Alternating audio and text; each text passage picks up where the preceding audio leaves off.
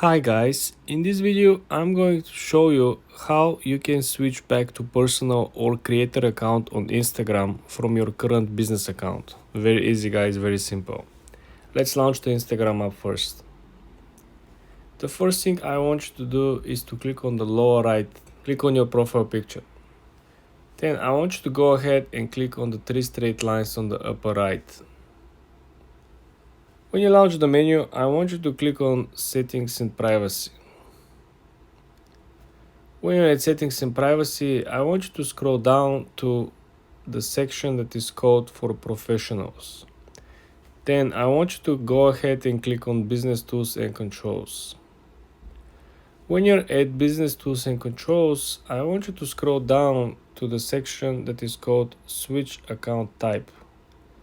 When you click on it, you will have an option to choose what kind of account you want to switch to.